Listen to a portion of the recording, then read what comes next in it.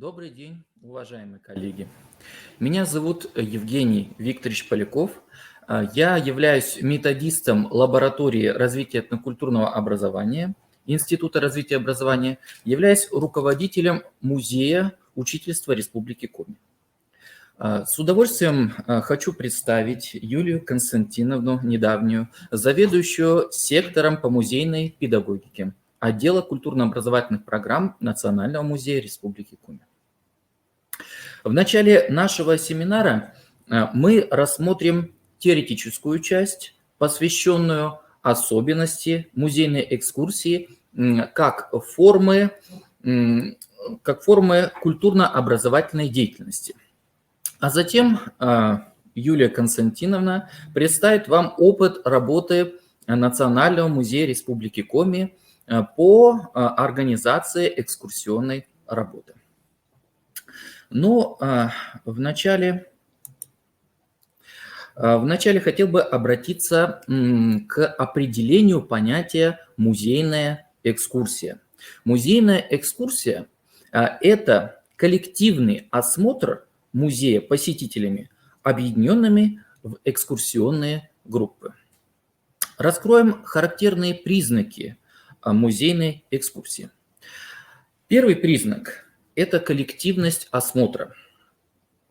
Выдающийся ученый-краевед начала XX века Иван Михайлович Гревс говорил, что экскурсия объединяет, как правило, группу ищущих знаний, которая представляет собой некое социально-психологическое единство. Его основа – общий интерес, настрой на восприятие, который экскурсовод должен закрепить и реализовать. Сосредоточенность группы в пространстве, общность переживаемых эмоций способствуют возникновению на экскурсии особого психологического климата, характерного для всех форм публичности. Это приближает экскурсию к спектаклю или даже, можно сказать, концерту, где каждый ощущает себя частью единого организма. Так, следующий признак музейной экскурсии – это руководство экскурсовода. Экскурсовод призван помочь в обретении желаемых знаний и впечатлений. Благодаря руководителю экскурсия приобретает организованный характер.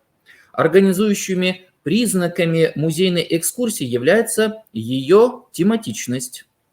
Всякая экскурсия имеет свою тему, а также наличие путевого маршрута. Этому маршруту следует экскурсовод, раскрывая ту или иную тему. Главным признаком музейной экскурсии, на чем особенно настаивал известный педагог прошлого, автор теории экскурсионного дела Николай Александрович Гейнике, следует признать приоритет зрительных впечатлений, живое созерцание, наблюдение объекта. Поэтому экскурсовод уделяет преимущественное внимание показу, который сопровождается необходимым словесным пояснением, рассказом экскурсовода. Надо отметить, что восприятие объектов показа, а в нашем случае это будут музейные экспонаты, способствует такое качество, как моторность. Экскурсия обязательно предполагает какую-либо двигательную активность экскурсантов, их перемещение и зрительное изучение объектов в различных ракурсах. Все названные признаки роднят музейную экскурсию с экскурсиями других типов. Отличается музейная экскурсия от них главным образом тем, что проводится в пространстве музея. А следовательно, специфика музейной экскурсии определяется характером музейной среды и экспонатов музея. Безусловно, музейная экскурсия в зоологическом музее будет отличаться от экскурсий, например, в литературном музее или экскурсии в краеведческом музее. То есть это надо будет тоже учитывать. Современная экскурсия определяется формированием коммуникативной модели музея. Экскурсию необходимо рассматривать как специфический вид общения. При этом отмечу, что общение не должно сопровождаться только монологом, рассказом экскурсовода. Общение – это прежде всего что? Это диалог. Диалог с детской аудиторией. Современный школьник, он жаждет не только знаний, да, но и коммуникации, общения. В музее возникает возможность насыщенного диалога, поскольку предметом общения становятся ценности культуры. Музейная экскурсия создает... Уважаемые коллеги, меня слышно?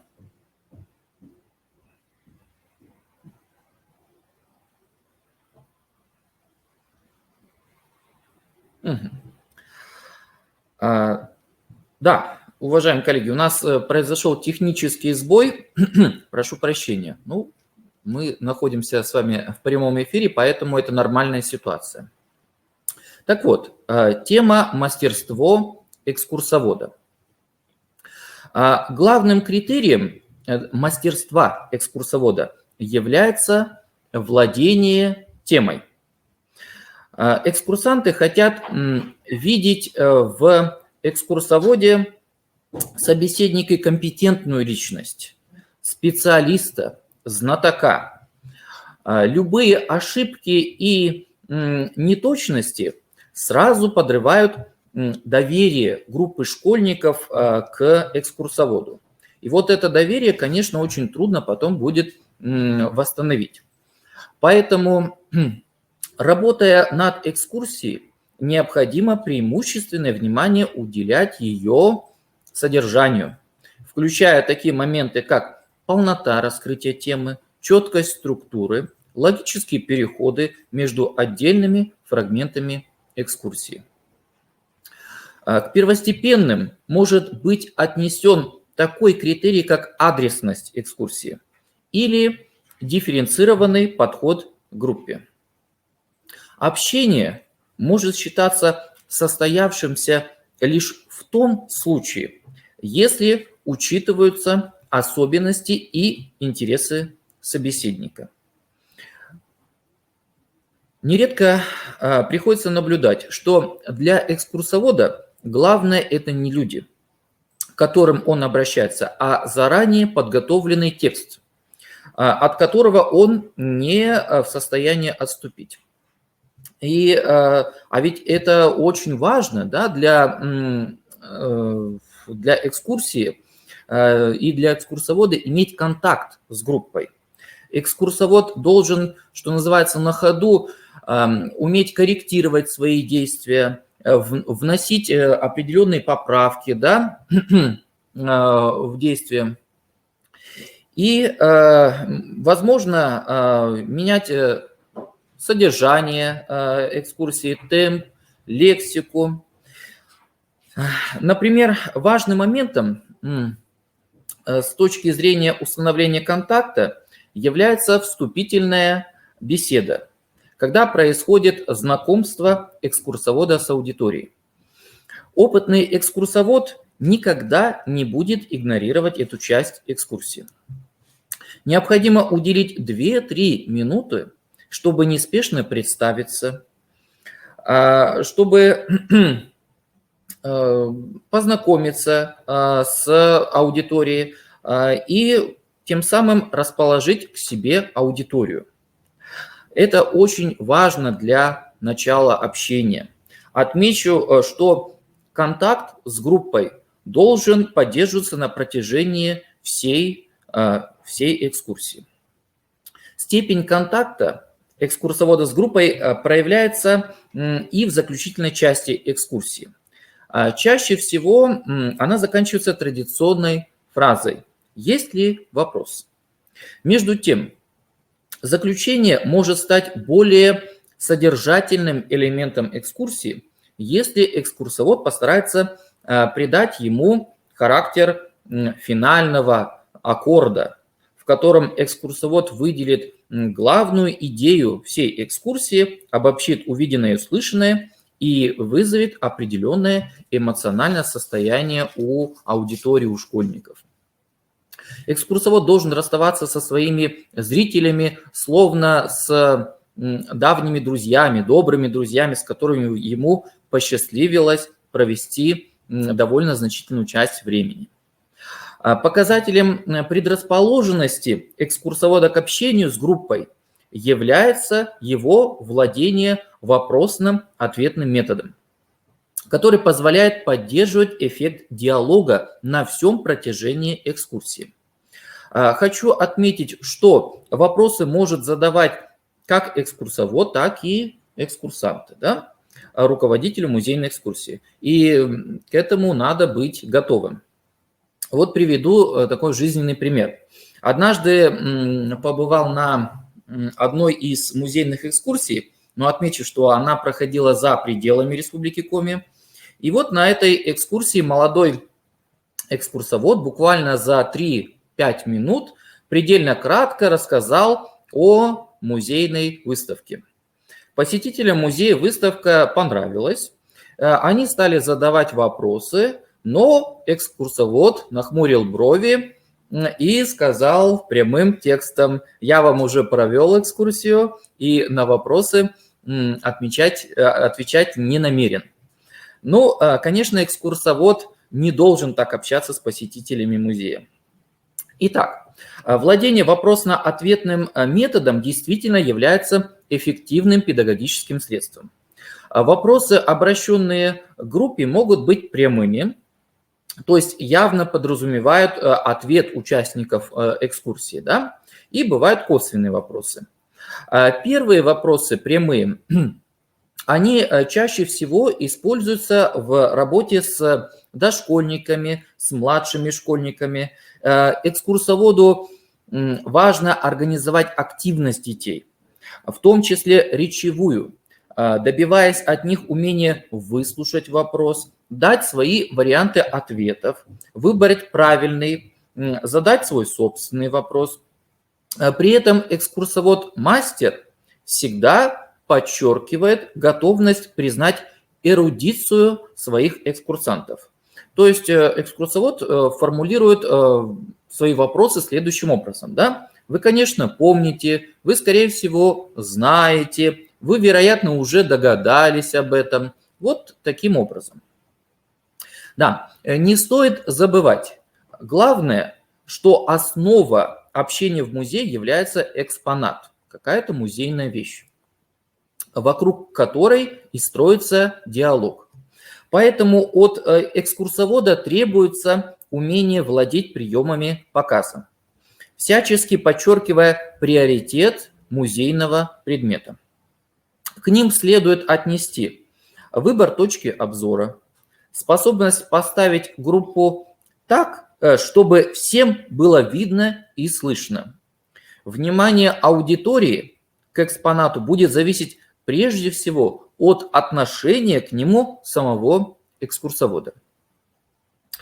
Чтобы подчеркнуть приоритет зрительных впечатлений, экскурсовод, как правило, стоит к экспонату не спиной, а в полоборота. И при первом упоминании обязательно смотрит на экспонат. Так как вот это движение экскурсовода обязательно повторят экскурсанты. В некоторых музеях разрешается трогать экспонаты. Для школьника тактильное восприятие играет большое значение. Например, в Музее учительства Коми Республиканского института развития образования есть такие экспонаты, как пионерский галстук, значок пионера, октябренка, комсомольца.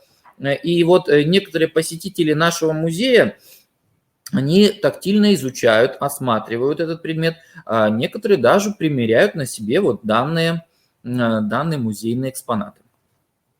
Исходя из признания приоритета в музее предметных впечатлений, формулируется такой критерий оценки деятельности экскурсовода, как соотношение показа и рассказа. Последний рассказ имеет подчиненное значение, создавая определенную установку на восприятие. А поэтому экскурсия ни в коем случае не должна превращаться в лекцию. Это дается с трудом. Для того, чтобы сосредоточить внимание группы на предмете, экскурсоводы используют такое мощное средство воздействия, как перерыв в рассказе, пауза. Пауза делается для того, чтобы зритель перестал быть слушателем и стал непосредственно зрителем, да, то есть сосредоточил свое внимание на рассматривании. Еще один из важных показателей оценки деятельности экскурсовода – это речь экскурсовода. Речь экскурсовода – это прежде всего речь собеседника, а не информатора. А поэтому от нее, помимо грамотности, требуется естественность интонации. То есть необходимо избегать искусственной манеры произнесения. Плохое впечатление производит сухая, лишенная личного отношения к музейной экскурсии манера изложения. Речь должна быть живая, эмоциональная, насыщенная. Уважаемые коллеги, я вам представил основные критерии оценки труда экскурсовода. А сейчас хочу перейти уже ко второй части нашего семинара практикума и хочу с удовольствием представить слово своей соведущей Юлии Константиновне, заведующей сектором по музейной педагогике отдела культурно-образовательных программ Национального музея Республики Коми. Ну, во-первых, большая благодарность. Обычно все в гости идут в музей, а сегодня музей пришел к вам. И встреча в музее – это встреча посетителя и прошлого посетителя истории. И с какими ожиданиями все это произойдет, от этого зависит успех всего мероприятия и повторность интереса к этому такому вот времяпровождению. В настоящее время поход в музей может быть мотивирован такими вещами. Нужно скоротать досуг. И в нашем городе, можно сейчас перещелкну как раз. В нашем городе Национальный музей представлен 5 отделами, 5 зданиями. Это отдел истории, отдел этнографии, литературный музей Ивана Алексеевича Куратова, дом-музей Ивана Павловича Морозова. И получается у нас отдел истории, я говорила, отдел истории – это особенная, наверное, любовь, потому что я там работаю. И представляете, не только досуговое времяпровождение, приходят студенты, приходят люди, которые пишут дипломы, диссертации, им нужно некое консультирование по вопросам, которые исследуются в их теме. Это уже такой вот рабочий формальный визит. И, конечно же, большей частью и нашей самой любимой аудиторией это являются, конечно же, дети. Но вот можно посмотреть классификацию экскурсий для кого, по составу участников, по месту проведения, по форме проведения и так далее. Но самое главное, что вот первый вопрос, кто приходит в музей и зачем? Но школьники и детские сады – это, наверное, такая добровольно-принудительная аудитория, которая приходит, потому что музей выполняет образовательную и воспитательную функцию, потому что в музее можно осветить те темы, которые заявлены в программе детского сада или школы, и представить их со всевозможной наглядностью и достоверностью. Если говорить о взрослых, то по количеству посещений здесь будут уже немножко вот такая вот другая картина. Следовательно, для самых любимых посетителей мы и готовим самые интересные интерактивные истории, но взрослые тоже не останутся в стороне. Самое первое, наверное, когда слышишь слово «история», Это глубь веков, какие-то темные времена, пещеры. Но и частенько наши юные экскурсанты, придя в музей со своими родителями или бабушками, дедушками, задают вопрос: бабушка, а ты динозавров помнишь? То есть вся вот эта вот древность начинается с их собственной семьи, с представителей старшего поколения. И вот хотелось бы рассказать всегда волнует вопрос, а как жили люди? Они жили в пещерах или что-то такое? В общем, тема пещерного человека – это очень привлекательная тема, и это, наверное, первые азы, с которыми знакомятся наши посетители. В отделе истории есть зал, он выполнен в форме пещеры, есть диорама, где представлены вот такие пещерные занятия. И кроме того, идя в ногу со временем, мы решили сделать больше интерактива, знания через руки. Услышал, может быть, и не запомнил, а то, что ты делаешь сам, ты запоминаешь навсегда. И вот представьте, к вам неожиданно. Эта программа называется «Школа юного неандертальщика». Она стартует в сентябре, ровно тогда, как у обычных школьников наступает учебный год. И вот неожиданно к вам спускается неандертальчик, некий мальчик, который тоже волею судеб обязан ходить в школу. Зачем? А потому что там существуют уроки собирательства, уроки построения жилища, уроки убегания от саблезубых тигров и многое-многое всего. В общем, если вы уроки будете прогуливать или заниматься по ним плохо, на второй год вас не оставят. Школа выживания пещерных людей довольно-таки сурова.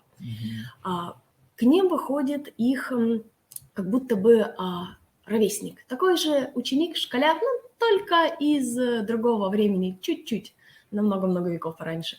И это создает уже определенную такую вот доверительную обстановку. Это один из нас. И у него есть учитель. У нас он тоже есть или появится, если мы первоклассники.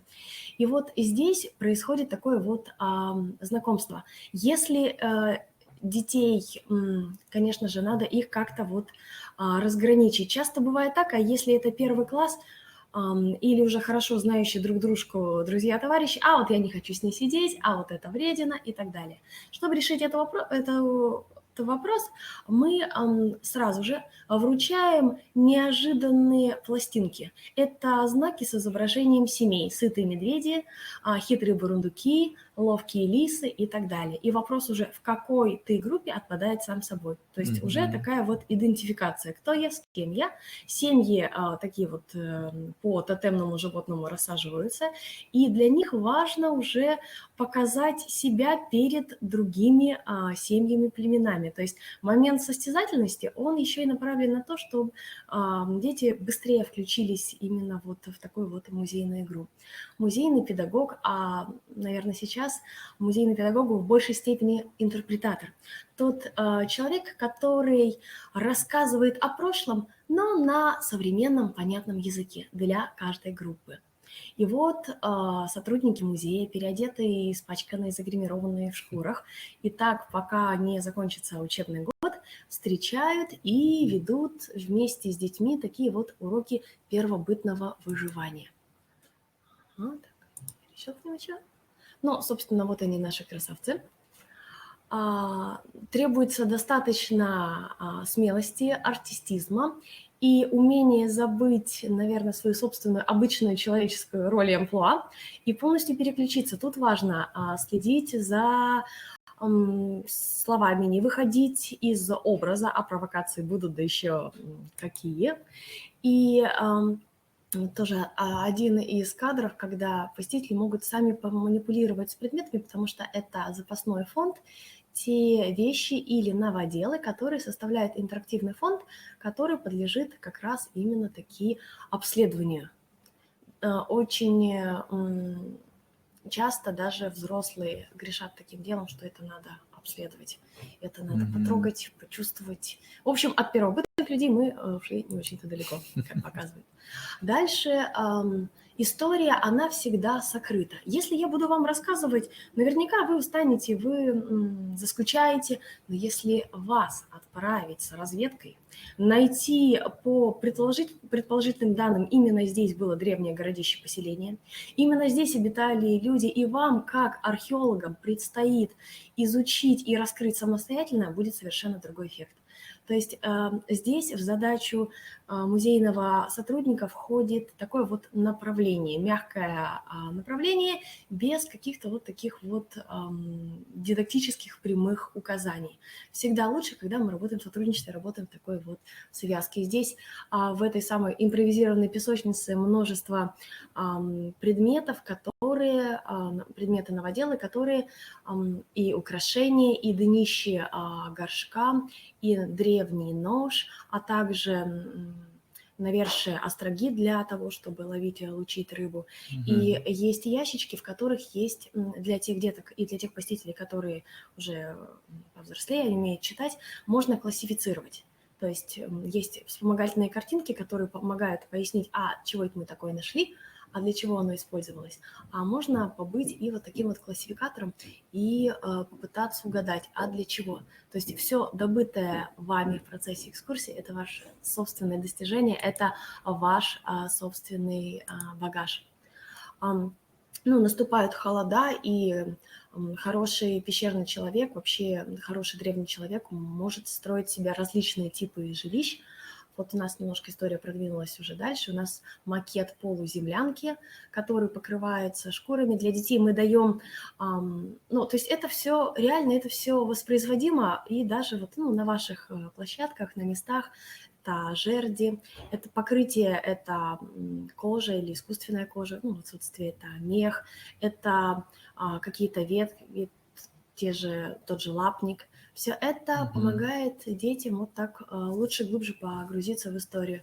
Интересно, когда мы спрашиваем, чему вас учат, сравниваем те самые предметы, которые есть сейчас и были раньше, большой популярностью пользуется глинопись.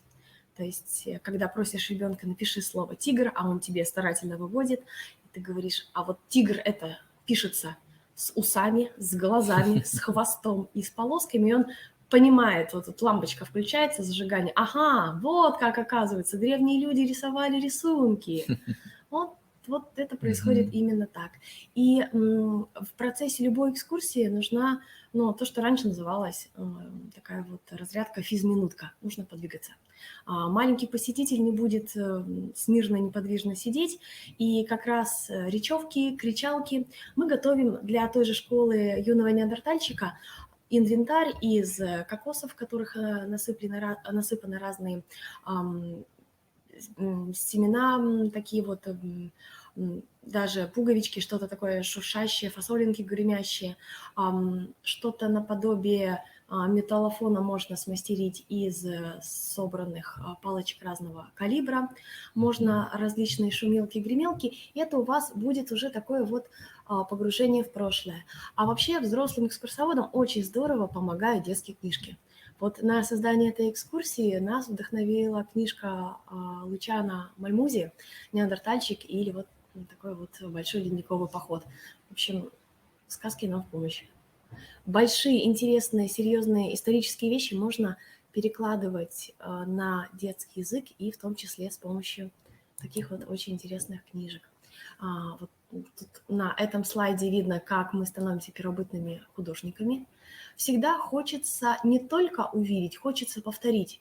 И в этом особенность, наверное, вот детского такого вот взаимодействия со взрослыми сложнее. Увидеть, а если предложишь что-то повторить, что-то попробовать, тут уже, скорее всего, либо стеснение, либо какие-то другие мотивы, в общем, могут испортить всю такую задумку. Вот следующий такой блок. Что вообще делали в Коми-крае? То есть мы все с удовольствием смотрим зарубежные передачи, это и кругосветные путешествия, это и «Орел и решка», это все что угодно, но никто не задумывается, что та территория, на которой проживаем мы с вами, она уникальна. И если исследовать ее, то открываются удивительные вещи. Вот представьте, к вам приезжают друзья, к вам приезжают незнакомые люди, и перед вами стоит задача познакомить с нашим краем, с нашей республикой.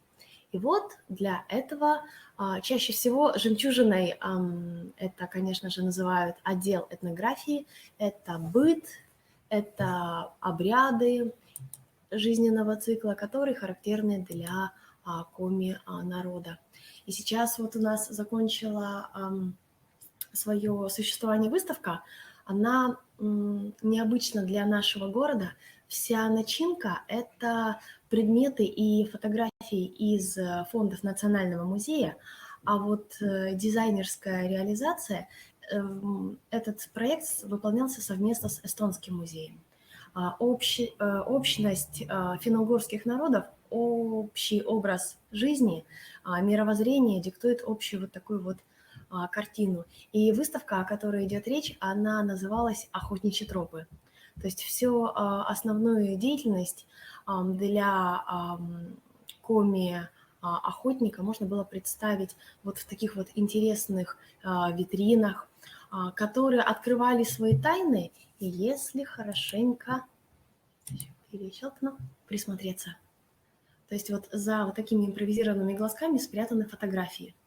И для наших посетителей это... Вот мы все знаем хорошо, что подглядывать не запрещено, а все, что запрещено, это очень-очень интересно.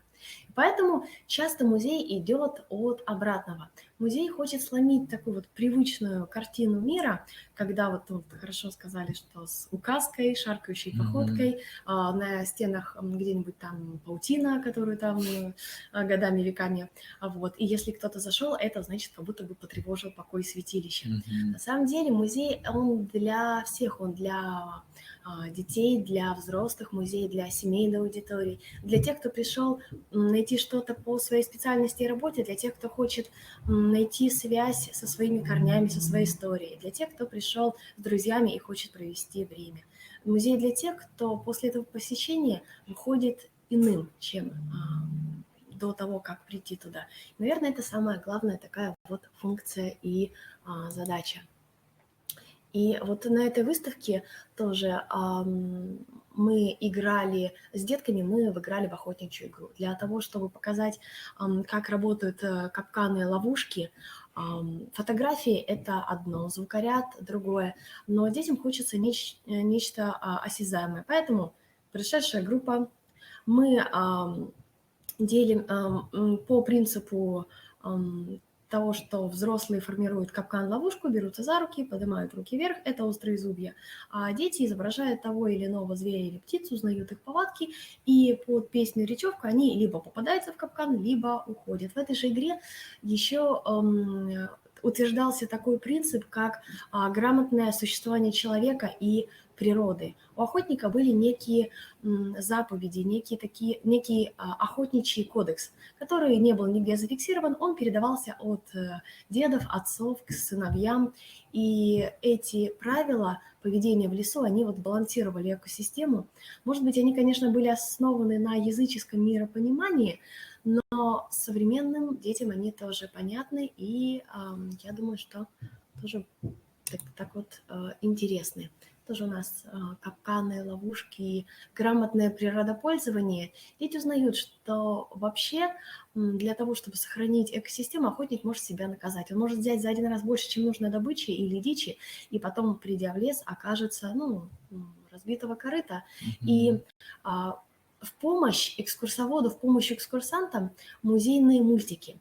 Уже несколько лет подряд по быличкам, по преданиям, по легендам создаются музейные мультфильмы, которые органично вписаны в экспозицию. Во многих залах есть экраны, и в определенный момент экскурсии можно посмотреть мультик. Меняется уже рассказчик, экскурсовод, немножко у него такой вот перерыв, на сцену выступает другое действующее лицо, и как раз вот можно будет немножко сменить время и ракурс действия. Что у нас такие посетители? Так. Тоже вот охотничья изба, знакомство с бытом охотника-промысловика, это всегда вызывает интерес. И очень часто дети апеллируют к тому, что вот у дедушки остались охотничьи лыжи, или папа до сих пор действующий охотник. То есть вот эта вот встреча прошлого и будущего, она происходит именно в музее. Когда приходит семейная аудитория, когда приходят взрослые посетители, для них это тоже возможность актуализации своего опыта. То, что ты знаешь, чем ты владеешь, может быть показано, всплывает наружу именно в разговоре о. То есть музейное посещение становится отправной точкой, неким катализатором событий для того, чтобы то, что в тебе было и в твоем там близком окружении, оно вышло наружу, и вы увидели друг друга совершенно, другими глазами. И часто бывает так, что когда приходят семьи и взрослые что-то вот про себя рассказывают, и для детей это открытие, это откровение. Как такой знакомый человек, там папа или дедушка или мама, они, оказывается, могут быть и другими. И вот эта вот точка общения, точка узнавания, она вот именно вот сейчас становится очень-очень важной. Еще пощелкаем, посмотрим, что там еще есть интересного. Но вот это крестьянская изба, отдел этнографии. Вообще все и традиционные промыслы, ремесла, традиционные занятия, они всегда находят отклик, и всегда интересно, а как было вот раньше. Для того, чтобы это знание лучше прививалось детям, мы делаем театрализованные экскурсии. Мы можем разделить их на две семьи, мы можем предоставить элементы костюмов, и тогда уже будет как раз знание через игру. Проигрывая ту или иную ситуацию, они знакомятся с бытом, привычками и с укладом своих предков. Вот как родился колобок. Все о выпечке. Для старших школьников это экскурсия «Как каравай на стол пришел». Для младших есть некий посредник кукла-колобок, который знаком с детства. Его поведение предсказуемое. Известно, что с ним произойдет в сказке, и дети с удовольствием сами подсказывают слова. То есть они уже не просто пассивные такие вот слушатели, они уже участники. Даже вот небольшая реплика с их стороны, но голос уже прозвучал, и экскурсию уже можно считать вот такой вот ожившей и озвученной. Это у нас замечательная сказка о том, как, вообще комик-край женщины занимались и тем, что изготовляли, лепили из глины посуду. И для детей это обыгрывается в форме вот такой вот сказки, когда женщина слепила 3 горшка, они говорят: хозяюшка, мы пойдем по белу свету странствовать, мы добудем тебе счастье. Хозяйка говорит: малы еще, дома сидите. Понятное дело, как непоседливые дети горшки исчезают, убегают. Девушка стирает на берегу реки ткани, одежда. Вот у нас как раз в экспозиции они представлены. И выстиранные, куда их положить, чтобы они не испачкались? А тут как? Тут горшок, конечно же, в него. Он цап-царап, и вместе со всем добром возвращается хозяйке. С одной стороны, нехорошо, но с другой стороны, вот такая сказка, и она о чем-то хочет рассказать. Второй горшок, он, значит, попадает к разбойникам, которые делят монетки, и им тоже надо куда-то весь клад свой поместить. Опять-таки, понятно, что и богатство оказывается у хозяйки. И третий горшок, он путешествует по лесу, в лесу же охотится охотник, и он решает остановиться около горшка, который цап-царап за полу кафтана, и ведет к хозяйке. И сказка говорит о том, что все чудеса мы делаем своими руками. И вот при помощи многих вот таких сказок, многих таких легенд, вот сказка, она запомнится. И запомнится, что лепили горшки, и запомнится их форма. А если бы это сказать в обычном перечислении, это факт, который имел место быть. А вот такая вот образность, она направлена на то, чтобы сохранить как можно дольше в памяти какие-то вот такие вот именно исторические. Вроде бы сказка, а рассказывает она историю. Народные праздники – это, наверное, самая любимая тема, потому что она театрализованная, она яркая, нарядная. Начинается у нас… Вообще, мы шутим, что экскурсоводы – это немножко такие крепостные крестьяне. Мы живем от Рождества, у нас идет такой цикличный год, и даже отпуска мы подстраиваем под вот тут Михайлов лун, тут нельзя, тут Пасха, Уджет лун, тут мы тоже будем что-то вот такие вот делать. То есть раньше, вот сейчас, если спросить, какой сегодня день, число, вам скажут месяц, число и так далее. Раньше люди жили от праздника к празднику, и вся жизнь была наполнена несколько иным смыслом, иным содержанием. И вот в музее мы тоже предлагаем жить празднично. Ну что, давайте-ка посмотрим. Вот наши ряженые калейдончики.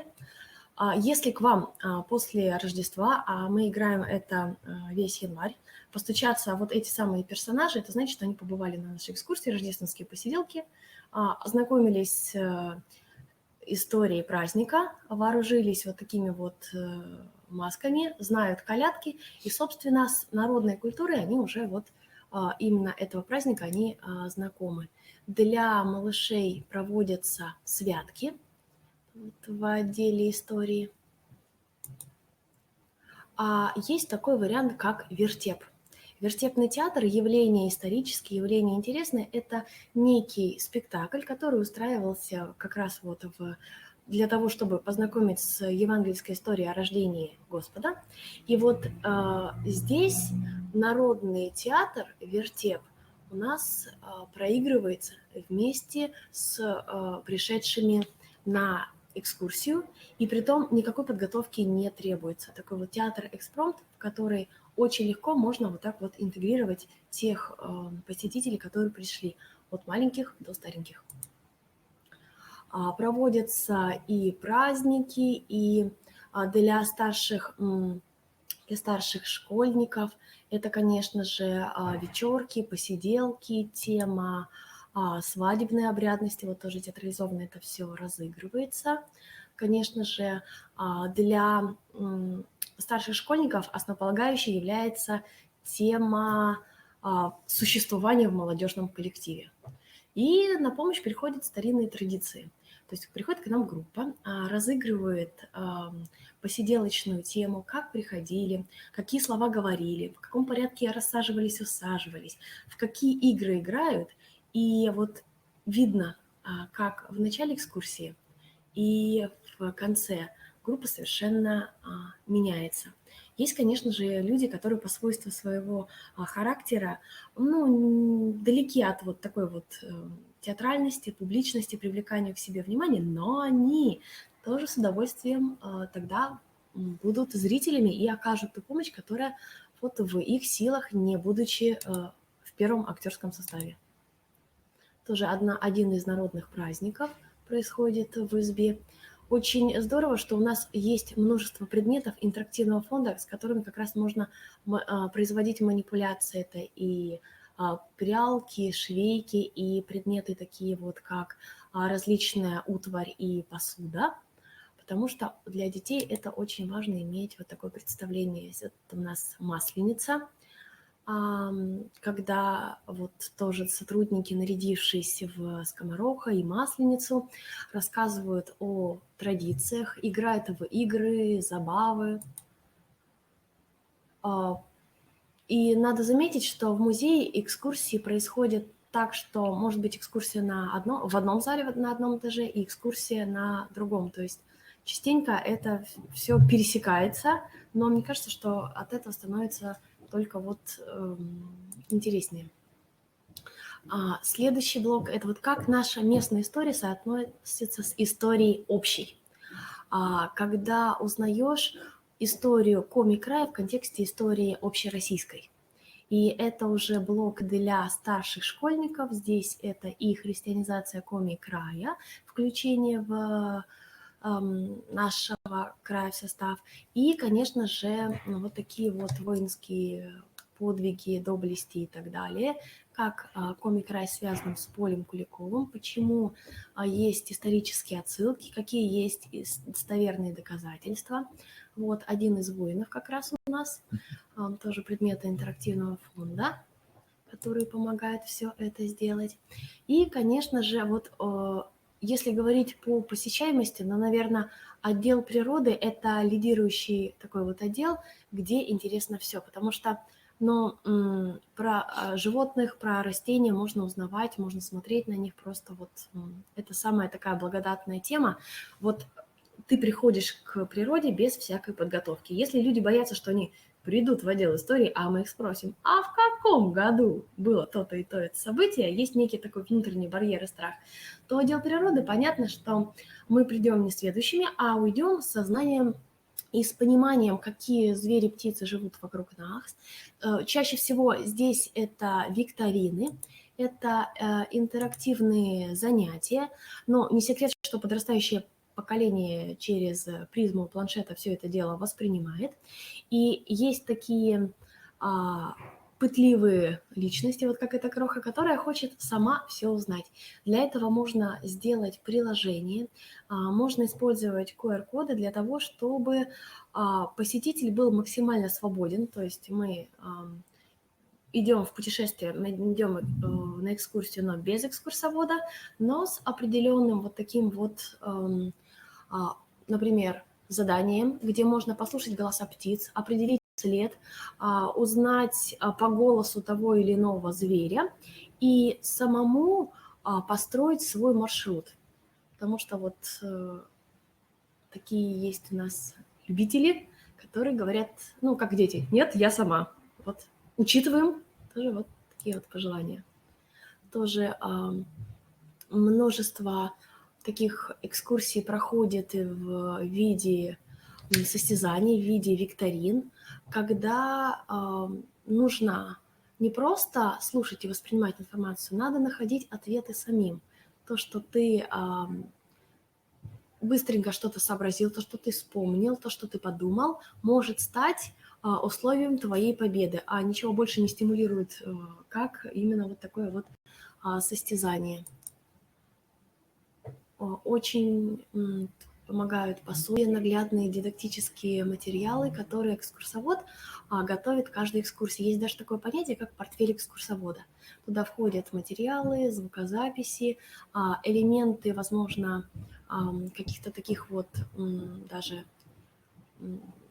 преобразовательных мер. Вот у меня в портфель экскурсовода входят даже элементы костюмов для того, чтобы вот как раз именно погрузить в историю, в тему. Это тоже наши сотрудники. Касательно сотрудников, есть такой момент.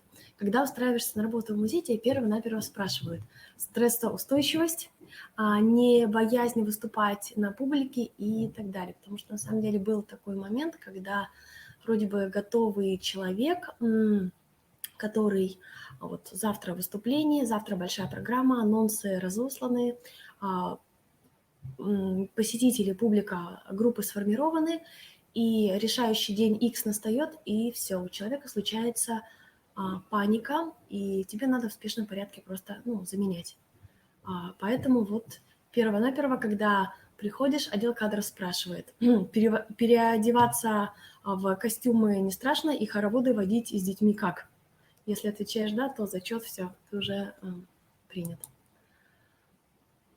Так.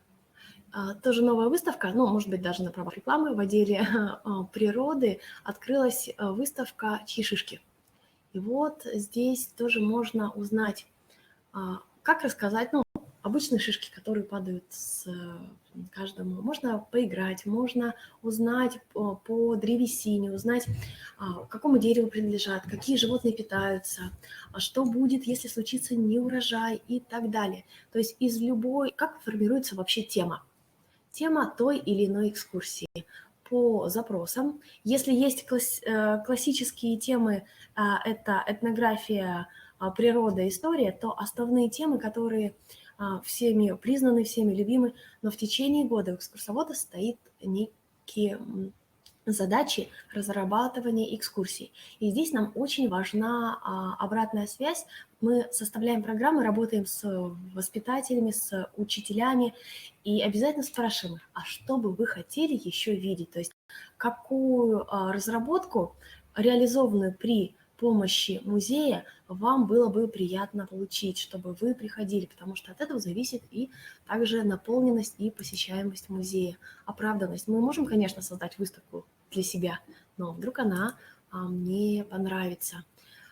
Очень большое подспорье оказывают многочисленные видеоизображения, фильмы, вот такие вот кубики, детские кубики, с которыми наверняка многие играли в детстве, но их можно использовать как картину для складывания, если зашифровать там какое-то изображение, которое детям надо собрать. И вот собирая это изображение, выполняя действия, они также будут знакомиться с тем материалом, который вы хотите донести. Удивительно, но со школьниками 21 века это работает. Может быть, устали от виртуальности, может быть, что-то такое, но обычные кубики, обычно они у нас большущие такие вот, но они продолжают работать. Так. Ща. Конечно же, маленькие посетители очень хотят в музей. И сейчас, если говорить о возрастном цензе, то мамы с 2 и 3 летками тоже хотят посещать музей. У нас существовала специальная программа в отделе истории, музей в Ползунках. Сейчас пока выставки меняются, и этот проект, он приостановился, но я думаю, что в будущем он возобновится. А так вообще мы работаем с старшими подготовительными группами, за исключением некоторых экскурсий, которые подходят именно вот для, например, детей средней группы. Так, то есть малыши тоже, вот, тоже различные примеры, когда мы можем не только узнать, а подойти, сопоставить что-то, сравнить. Тоже можно использовать как методический, прием такой вот. Тоже отдел природы. Когда, рассказывая о нашем парке Юга-2, можно представить себя путешественниками, туристами, можно вообще понять, а как выстраивается маршрут, что нам понадобится, подобрать снаряжение. Дети, они великие неутомимые путешественники, и они с удовольствием как раз вот включаются в эту игру. В отделе природы есть также вот на заднем фоне можно увидеть интерактивный шкаф. То есть шкаф с отверстиями, есть вопросы, есть загадки, они могут меняться по вашим каким-то вот таким вот, меняется у вас, допустим, одна экскурсия на другую, можно угадать, что там. Часто вот тактильные задания тоже можно потрогать, определить, пощупать, проверить свою догадку. И есть зона такой вот сенсорной разгрузки, зона отдыха, где можно просто присесть или даже вот полежать, забраться куда-нибудь или потрогать какую-нибудь вот такую игрушку. И такая вот зона, которая привлекательна бывает даже для взрослых. У нас на протяжении 3 дней в отдел природы приходил человек, он устраивался поудобнее в такое вот кресло, которое наполнено мягкими гранулами, и просто такие часами зависал смотря на фильмы, которые транслировались о природе, о мамонтах на выставке, покрытой шерстью. И на 3-й день сотрудников музея разобрало любопытство. Простите, интересно? Да-да-да, я дальнобойщик, я в рейсе, и вот вас я просто отдыхаю. То есть музей, он для всех. Каждому человеку нужно найти свое место силы. Вот музей может стать таким местом, куда приятно приходить и знать, что музей меняется. Есть постоянные экспозиции, есть временные выставки. И каждому можно найти вот свой формат. Конечно же, нельзя обойти стороной и рассказ о нашем городе. Необыкновенные усесольцы. Для презентации этой темы пришлось даже заказать специальное платье для экскурсовода с щеточкой, некой такой оборкой, которая, проходя по мостовой, касаясь земли, вот, тротуаров, она защищала вот так платье, но и заодно подметала улицы. Вот наши фотографии, они сделаны в виде баннеров. Это выставка «Прогулки по улице Спасской», ключевой такой артерии нашего города, где располагались самые богатые, знаменитые купеческие дома, где кипела, бурлила жизнь. И можно вот на фотографии даже посмотреть, как это все происходило. Сейчас, допустим, тоже для взрослых это вот такая щепетильная тема, все ругают ЖКХ и так далее. А раньше каждый хозяин дома был обязан отвечать за свою придворовую территорию, и случись у него неполадки, мостки или проломились, или какой иной неполадок, он должен был сделать это все сам. То есть посетители тоже узнают историю как раз вот нашего города.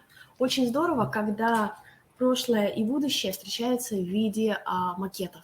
Чтобы узнать и сопоставить старые и новые названия улиц, мы делаем макеты, расчерчиваем план-карту нашего города, названия и современные, и старинные, и делаем некий ключ-расшифровку, чтобы сами посетители могли дома установить, пользуясь вот таким вот ключом сами, опять-таки, если им это будет интересно, узнать, как называлась их родная улица, на которой они проживают, и тем самым еще такой момент, что именно интерес к городу пробуждается, когда ты сам чего-то такое поделал, посмотрел, ой, я живу на этой улице, а почему она так называется? И начинается вот такое вот копание, то есть на этой экскурсии мы своей задачей ставим именно заинтересовать, дать некий импульс, а уж дальше посетители сами могут вот таким образом попутешествовать, узнать. Это у нас, кстати, кадр из ежегодной акции. Сейчас вот на следующей неделе это детские школьные каникулы. Мы готовим путеводители, когда можно проложить свой маршрут, узнать музейные тайны, разгадать хитрости и получить некое такое вот поощрение. Для того, чтобы рассказать об истории города, используются такие же вот, мы все в детстве собирали одежки, костюмы и так далее, но здесь это держатели на магнитной основе, интерактивные доски, которые знакомят о том, как выглядели жители города, какие костюмы они могли надеть. Точно такая же есть магнитная доска, где представлена меблировка квартиры. Зайдя в гости к такому вот усысольцу, вы бы увидели классический набор мебели, а вот как она называлась и каким образом ее расставить, это уже ваша задача. Тоже вот здание аптеки, и можно посмотреть, какие лекарства готовили, как выглядели различные приспособления аптекаря или его ученика, узнать, что в аптеке можно было купить не только различные снадобья, а даже фейерверк и многие-многие другие такие интересные вещи, о которых даже сейчас в голову не придет подумать. Конечно же, сенсорные информационные киоски заняли свое место. Туда мы загрузили игры, музейные мультики, и вот тем самым это вот такой вот шаг в сторону того, чтобы взрослая классическая экспозиция была понятна и доступна для детей. То есть и вот мы, когда музей работает, создаем мультики с мультипликаторами, с художниками, но консультантами выступают, конечно же, сотрудники музея. А вот в ваших музеях для своей деятельности вы попытаетесь создать мультик вместе с детьми. То есть идет экскурсия, или вы узнаете какие-то сведения, и это должно во что-то родиться. Вы создаете мультфильм в компьютерной ли технике или в жанре анимации с переставными картинками или какими-то персонажами, выполненными из разных материалов, и это будет еще один способ работы как раз именно таки с аудиторией. И вот ваш продукт уже потом отснятый, оцифрованный, займет место в экспозиции, и к нему будут обращаться многие-многие пришедшие к вам посетители. Ну, вот тоже такой вариант, чтобы экспозиция была говорящей. Можно послушать записи. Во многих выставках это записи именно жителей нашего города, и люди приходят не только для того, чтобы ознакомиться с историей или узнать какие-то исторические вещи, а для того, чтобы послушать голоса или воспоминания тех, с кем они были знакомы. Это работа с молодежной аудиторией. Вот, наверное, это очень-очень жалко, но молодежная аудитория в силу своей занятости, в силу загруженности, какой-то другой специфики, она менее мобильная, чем все остальные группы. Возможно, нам еще предстоит развеять стереотип про то, что в музее скучно, не клево и так далее, но мы над этим работаем. И сейчас здесь проходит квест, когда группа подростков должна пройти маршрут. Сейчас очень популярны вот эти вот квесты, комнаты, из которых нужно найти выход и так далее. И поэтому в музее для работы вот именно с молодежной аудиторией мы стараемся минимизировать работу экскурсовода как именно транслятора, рассказчика. и сделать акцент именно на то, что все задания проходятся самой группой. То есть от их понимания, от их участия зависит, справятся они с этой задачей или нет. Вот пока справляются. Но экскурсия о войне – это особый блок. Прошедший год был юбилейный, но юбилейные торжества были, понятно, по каким причинам скомканы, немножко вот не в полной мере реализованы.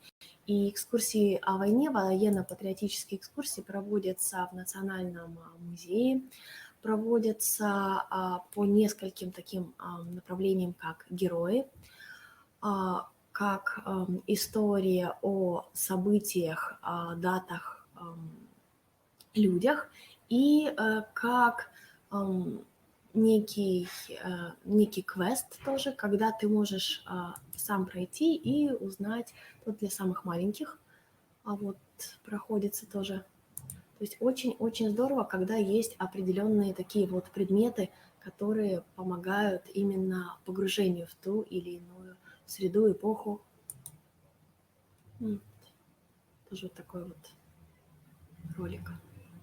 И на военную тему у нас был настоящий проект, когда собирали воспоминания вот, детей войны, и это все можно с этим материалом ознакомиться, применять в своей деятельности, может быть, найти даже вот воспоминания своих родственников, это очень важно, и тоже ну, вот, составить такое свое собственное, не из учебников, не откуда, а именно сформировать свою собственную позицию, свое собственное отношение к этому, к этому вопросу, к этой истории.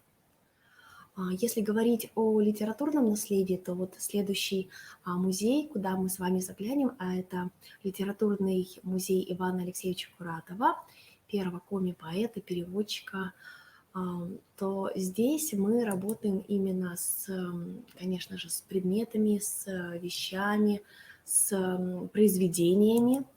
И можно узнать о жизни писателя, о судьбах.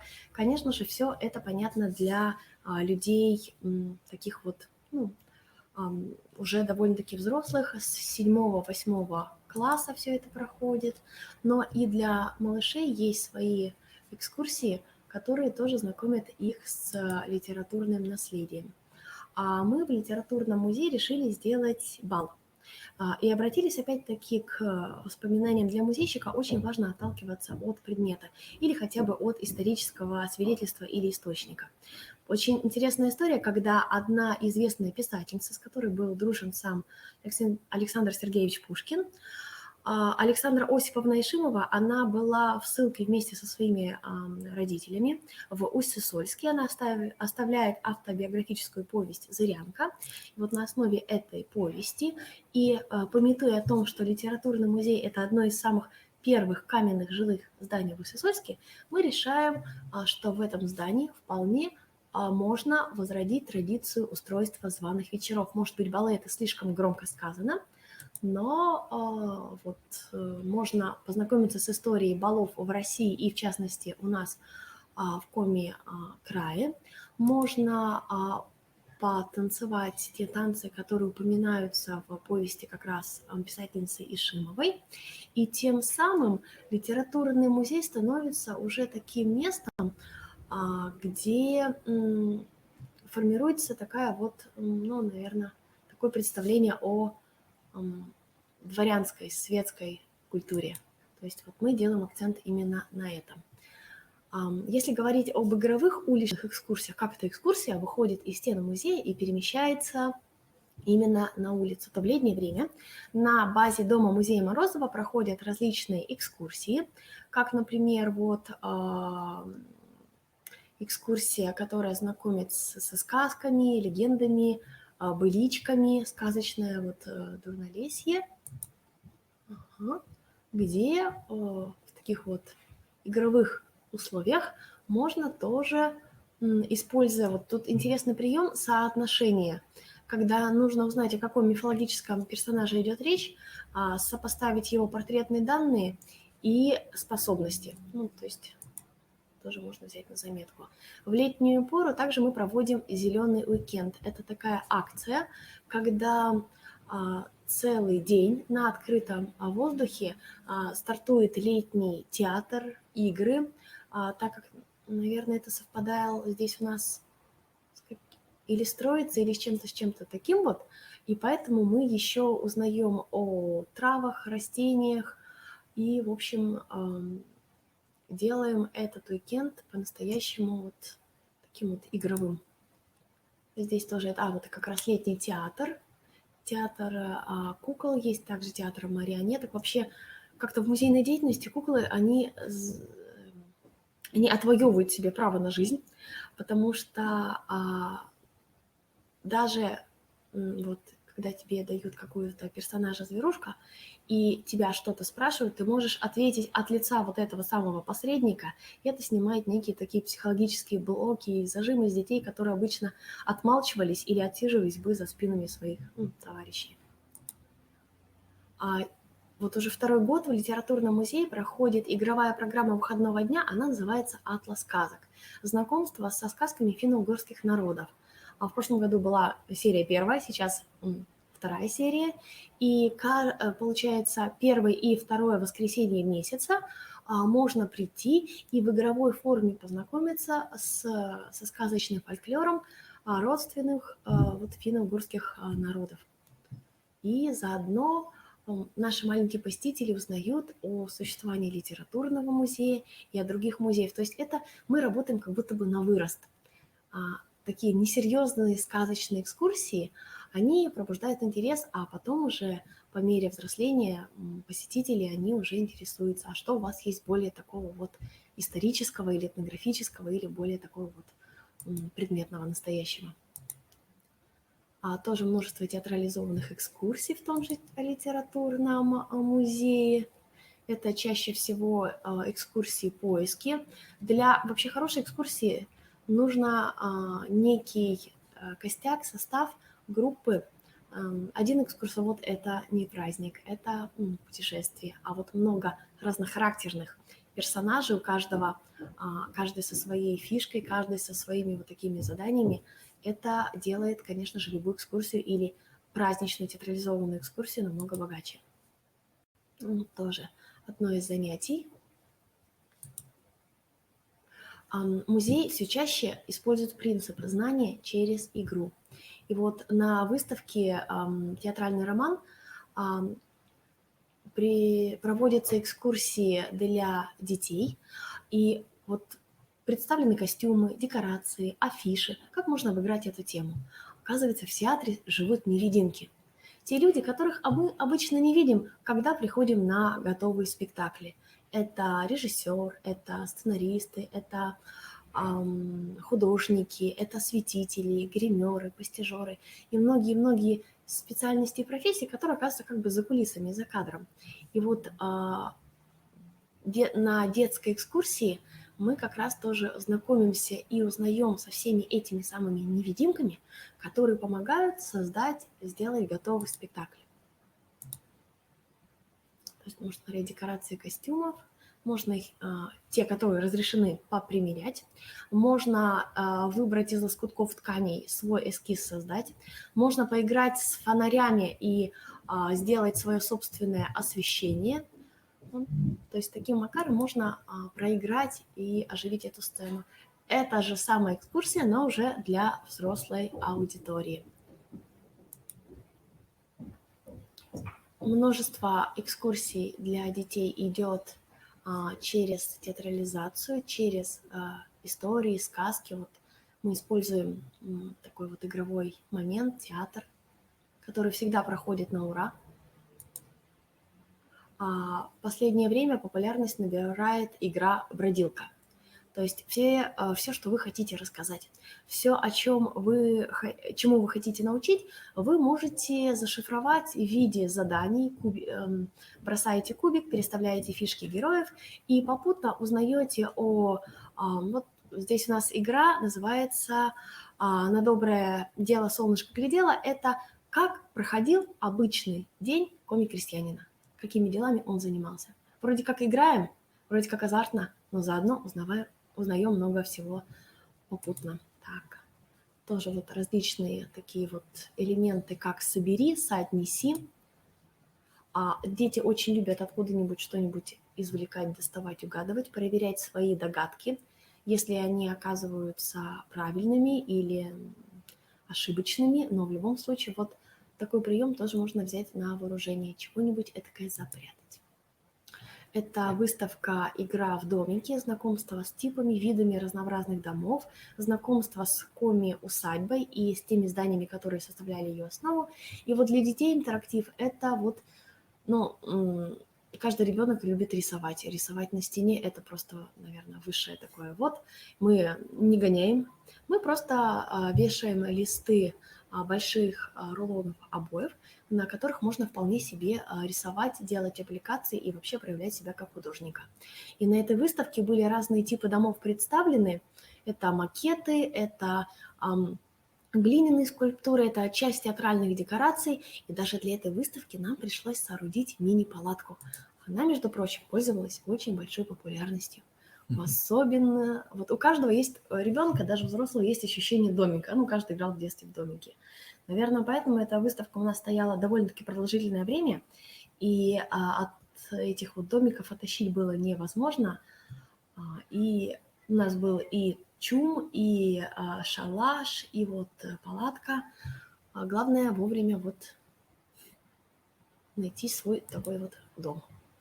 Музей работает и с особыми посетителями, с людьми, у которых есть особенные потребности. Это люди с ограничениями по здоровью, с особенностями восприятия. И вот большое подспорье нам послужила выставка, один из последних, наверное, это вот мифы на кончиках пальцев, когда по картинам наших художников, да, Павла Никушева и Юрия Лисовского, вот как раз вот этнофутуристы, да, создаются такие вот знакомства, во-первых, с коми-мифологией происходит. Эта выставка у нас действовала как раз вот в период различных ограничений, когда музей просто вот тоже выходит за границы своего обитания, мы выходим на улицу вместе с различными баннерными вот такими вот выставками. И для сенсорного тактильного восприятия изготавливается вот такая вот рыба, которая, рисунок и узор которой прочитывается. Она служит как основа для различных поделок и техник. Вот тоже можно таким образом наложить листок бумаги и закрасить мелками, и у вас проступит изображение. То есть очень так вот пользовалась популярностью. Получается, закрепление экскурсии и напоминание о том, что что-то вот в твоей жизни такое случилось, необыкновенное, волшебное, это был тот рисунок, который детки забирали с собой. Тоже у нас была такая программа, как «Привет, меня зовут Мелик, я велосипед». Это детки с особыми потребностями. Вот мы проводим весеннее новогодье. Это как раз вот первая встреча весны в народной культуре. Это и тактильные птицы, и приносили мы обычную, ну вот, то есть такую вот высаженную зелень траву, когда ты можешь ее потрогать или так вот как-то посмотреть. Это различные предметы интерактивного фонда, которые ты можешь также вот повзаимодействовать, их узнать, познакомиться. Так. Это вот тоже различные такие действия, которые происходят. Это бук-кафе в литературном музее, пространство для встречи с художниками, с литераторами, с поэтами, с писателями Республики Коми. Интересный момент, когда вот тоже происходит викторина, Войдер когда-то. Сейчас какое-то время был популярный мозголомка, мозговой штурм, различные такие вот состязания. И тоже вот таким образом команды. В Сыктывкаре была тоже популярна мозгобойня. Вот. И вот по этому принципу, когда набираются команды за определенное количество времени должны справиться с разными разноплановыми заданиями, она тоже вот такая вот тема у нас есть. Конечно же, музей – это еще и прогулки, это пешеходные прогулки или транспортные прогулки, и путевые пешеходные или экскурсии, они очень даже вот востребованы. Но чаще всего это, конечно же, приезжие люди, это приезжие гости. Почему-то вот наши горожане пока еще немножко вот, ну, так вот не интересуются. А вообще так из опыта в зарубежных, сейчас страну, наверное, уже не назову, но воскресное утро или утро субботнее, и вы пробежка с экскурсоводом. Вот мне интересно было бы внедрить в нашу. То есть вы приходите в спортивной наряде, в экипировке, экскурсовод тоже, и за определенное количество времени, может быть, это полчаса или 15 минут, совершая легкий такой променад или лучше всего пробежку по нашему городу, вы знакомитесь с основными достопримечательностями. Это вот как вот пробежался, поставил отметку, здесь был Вася и дальше пошел. Может быть, вот такая пробежка или вот такой сподвигнет на что-то, но пока у нас вот в такие вот классические, это пешеходные маршруты по различным направлениям. Это и город, это и, допустим, Сыктывкар, Усть-Вым или другие какие-то маршруты, но они востребованы, еще раз повторяюсь, большей частью приезжими гостями нашего города. Но на День города конные, когда экипажные поездки, там, конечно, был вот тоже ажиотаж. Что-то интересное, что-то необычное из ряда вон, оно всегда цепляет, и на это всегда хочется посмотреть. Но отдельная тема – это, конечно же, мастер-классы. Мастер-класс у нас сочетает в себе две части. Первая часть – это знакомство с определенной технологией, некий исторический экскурс. А вторая часть – это, собственно, повторение и изучение этой технологии в стенах музея. Мастер-классы существуют самые разные. Это вот мы исследуем узоры, которые встречаются и в узорном вязании, и в вышивке, и в бранном ткачестве тоже повторяем. Это изготовление традиционной куклы. Кукла-оберег. Кукла-оберег, да. Это и техника валяния. У нас в Ильгорте есть сапоговаляльная фабрика, где, всем известно, изготавливаются валенки. И интересно, что люди, которые изготовляли вот именно обувь из овечьей шерсти, валенки, их называли пимакаты. И Ильгортская фабрика может похвастаться такими вот выдающимися пимакатами, которые вот еще там в XIX веке, будучи еще как бы мастерами вне фабричных условий, но знаменитыми уже, были достаточно известны. Мастер-классы – это тоже интересный очень человек, мастер Лидия Костарева. Она изучила технологию традиционного крашения. То есть все наши ткани, они за отсутствием анилиновых красителей, они были покрашены природными материалами. Это кора деревьев, это листья, травы и так далее. И вот она проводит один из мастер-классов. То есть забытое ремесло, оно становится актуальным благодаря тому, что мастер делает те вещи, которые вполне себе носибельны. И таким образом вот эта вот традиционная технология и культура, она вновь оживает, с ней вновь знакомится, но уже находит ей несколько вот такое вот иное применение. Тоже музей это у нас тема работает. Конечно же, многочисленные выставки, привозные работы. У нас были выставки и Рене Магрита, и Пабло Пикассо и так далее.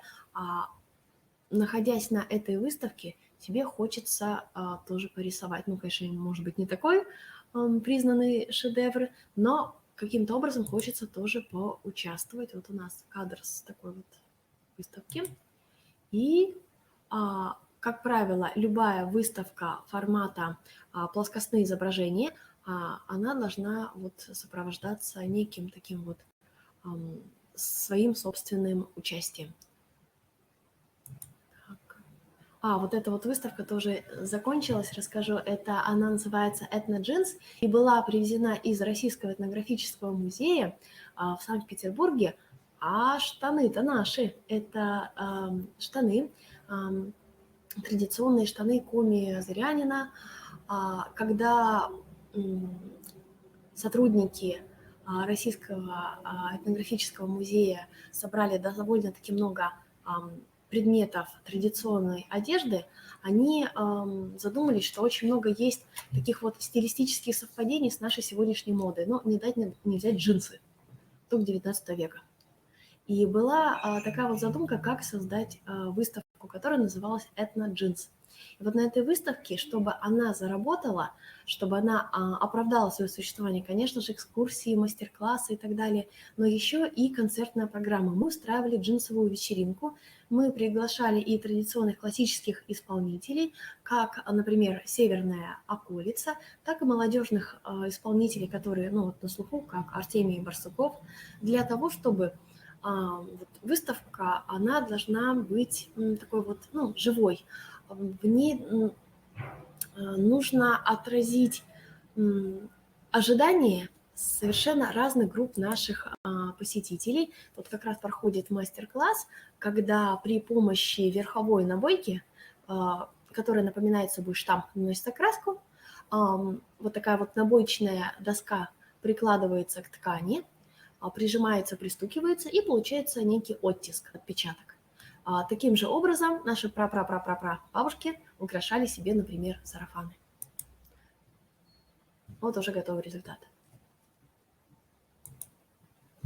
И сейчас, если говорить о таких вот философских выставках, которые становятся точкой для создания неких диспутов, неких таких вот образовательных семинаров, то это же, конечно, выставка, посвященная академику Сахарову, где как раз собирается молодежь. Наш музейный сотрудник выступает в роли координатора, в роли организатора мероприятия, где его задача собрать интересных людей, организовать диспут. И, наверное, сложнее всего это заставить взаимодействовать аудиторию. Потому что привычный формат – это когда кто-то говорит, а кто-то слушает. А вот время диктует то, что музей – это пространство, время и место для диалога. Просто к этому надо немножко перестроиться, вот, переформатироваться. Тоже вот группа на выставке. Еще одна вот тоже выставка, которая у нас пока есть, она, по-моему, до 28 марта, сроки немножко изменили, в рамках представления различных районов Республики Коми, презентации, вот к нам мы принимаем в гостях выставку из Карткироса. Это как раз вот карткиросский бренд Картайка, да, это как раз фестиваль кузнецов, кузнечного мастерства.